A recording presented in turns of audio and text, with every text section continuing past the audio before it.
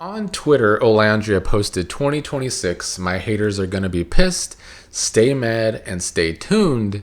She followed that up with enough of being humble, 2026 is my cocky year, should have left me alone.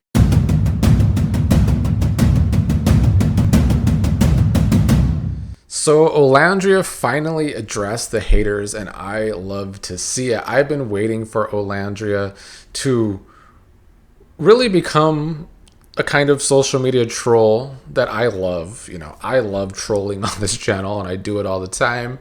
I like poking people when I know a certain opinion might get on their nerves. And it's good to see this from Olandria, who has had so much hate thrown at her that it's become utterly ridiculous. I took a break talking about Love Island for a couple months, but I've been talking about this Nick Olandria stuff more over the past couple of weeks because the hate they're getting online is so stupid and absurd that it really so shows the psychotic nature of some of these fans. And these fans don't have any life whatsoever. So many of these people will be all up on Twitter every single day, trying to pretend they have information that will prove that Nick and Olandria either aren't together anymore or they were never together, which is some of the things I was talking about yesterday. All these different narratives don't even make sense with each other. There's people that will say Nick and Olandria are just scheming. They've never been together. They're scamming, and they've been scamming since the show ended. But then there's other people that will say they've broken up. But if they've broken up, then that means they were together at some point. So make up your damn minds. Every single day, people are throwing things at a wall to see what might stick against Nick and Olandria.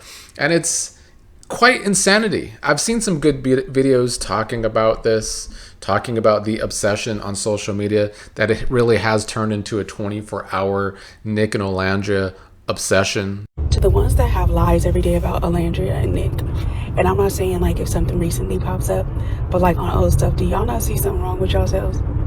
Like, it's giving obsessed.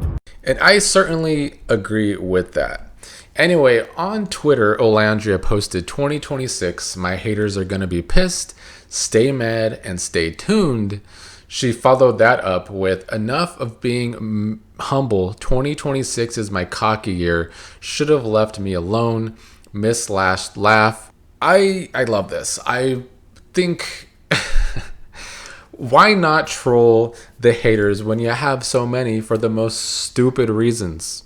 I was kind of hoping Olandria would eventually take this direction after her interview with Angel Reese, because Angel Reese does a good job of embracing being hated sometimes, being the villain.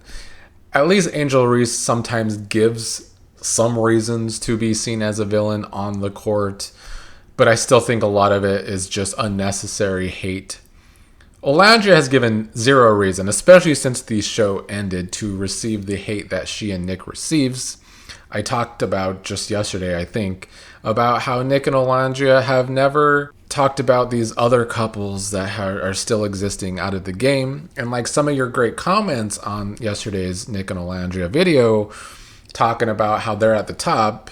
So of course all these other couples got to talk about them, or these other couples' fan bases more often than not talk about Nick and Olandria because they've tried to tear that fan base down so that they think maybe theirs can rise from the ashes or something.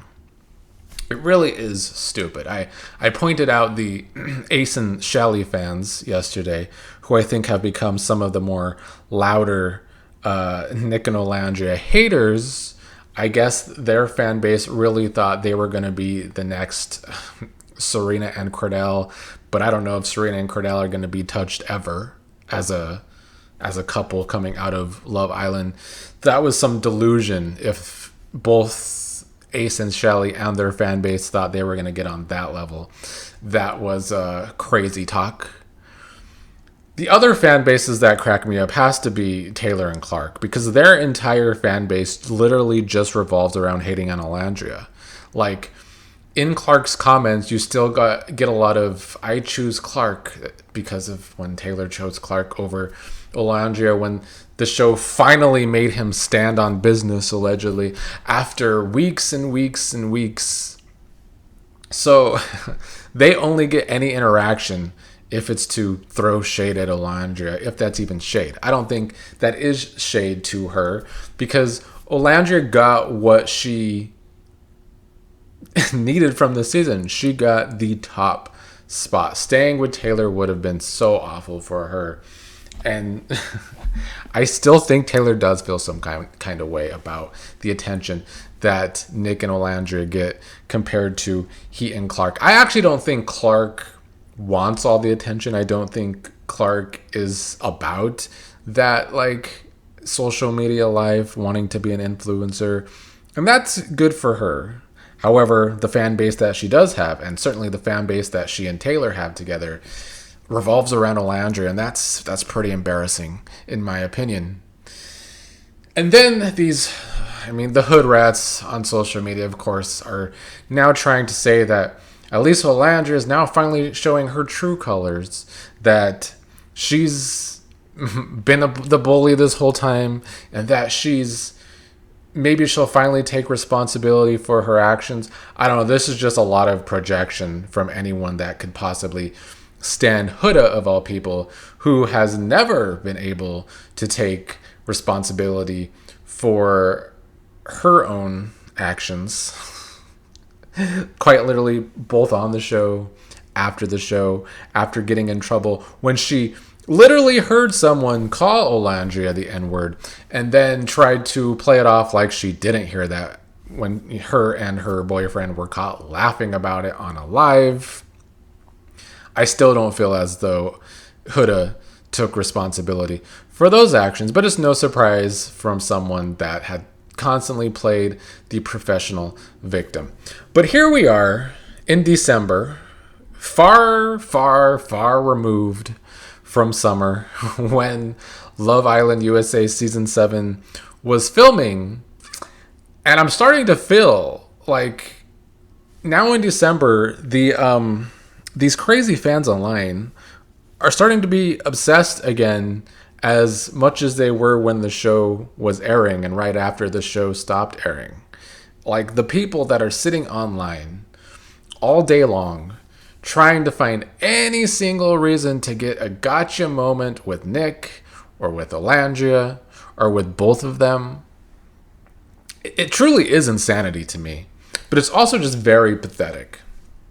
So I do agree with these other people online that have to keep calling out these obsessive weirdo fans.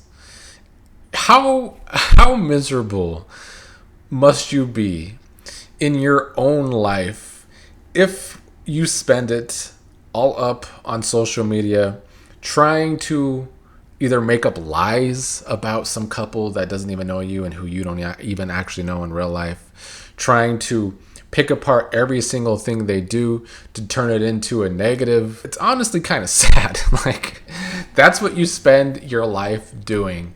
And I know social media these days are a very big part of life.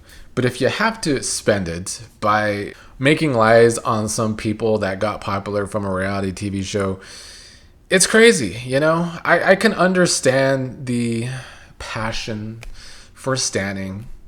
I guess I can understand that. Sometimes I don't even like that. I talk about that a lot during Big Brother seasons here on this channel. That's already a lot for me personally, when you're so in love with a couple or a fan base of a person. But it's far more worse when you're a fan base of some other person and you have to tear down the opposite fan base's person. Like, that's the point of no return to me in standum culture. But whatever. Just all this to say that I'm glad Olandria is as sick of all the hate against her as I am sick of seeing it. And I hope that she does continue to stunt on the haters. And I do think her and Nick will continue to have so many opportunities in the new year, just like they've had over the past 5-6 months.